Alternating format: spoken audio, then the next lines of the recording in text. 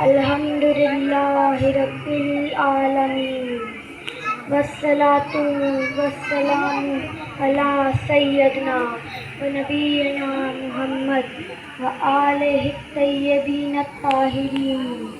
اعوذ باللہ من الشیطان الرجیم. بسم اللہ الرحمن الرحیم. اِنَّ لِلَّهِ وَإِنَّا إِلَيْهِ راجعون. صدق اللہ العلی العظیم. صلوات پڑھیے محمد پاک.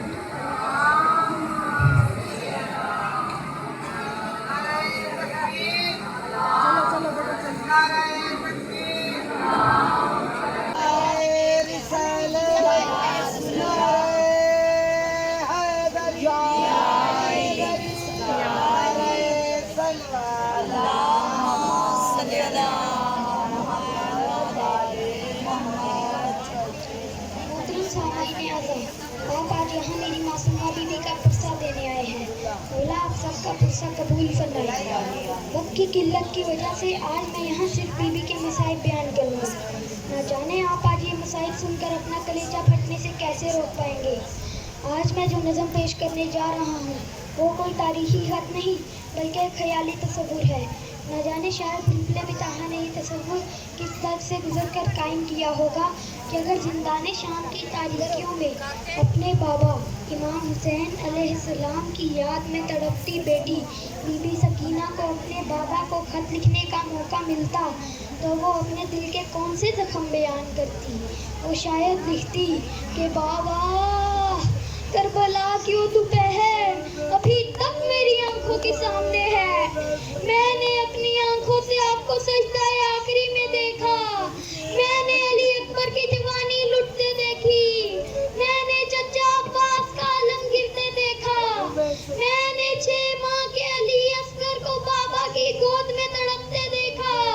پھر شام غریبہ آئی اور خیموں کو آگ لگا دی گئی.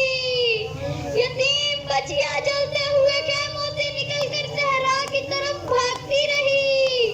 کسی کے کانوں سے بالیاں نوچ لی گئی اور کسی کی چادر چھین لی گئی اور کسی معصوم کے رخسار پر تماچے مارے گئے. پھر وہ قافلہ جس کے سر پر کبھی رسالت کا سایہ تھا اسے رسیوں میں جکڑ کر شہر بہ شہر پھرایا گیا. نیزوں پر بابا کا مقدس سر تھا اور پیچھے اہل بیت کی بے کس خواتین اور یتیم بچیاں. انہی یتیم بچیوں میں ایک سکینہ بھی تھی جو ہر منزل پر صرف ایک سوال کرتی تھی: میرے بابا کہاں ہے؟ میرے بابا کہاں ہے؟ میرے بابا کہاں ہے؟ آخرکار زندان شام کی تاریک دیواریں ان کا مقدر بن گئی. نہ کھڑکی نہ بستر نہ چادر نہ پردہ. نہ کھڑکی نہ بستر نہ چادر نہ پردہ. سکینہ ہے قید جہان میں بابا. آج میں جو نظم پیش کرنے جا رہا ہوں اس کا عنوان ہے زندان سے بابا کو خط سکینہ. سکینہ مخاطب ہے اے میرے بابا. سکینہ مخاطب ہے اے میرے بابا. میں تپتے صحرا میں تشنہ لب تھی بابا. سکینہ ہوں روتی ہوں زندہ میں بابا. تمہیں ڈھونڈتی ہر گھڑی جان میں بابا. میں تپتی زمین پر دہی لب کھڑی تھی.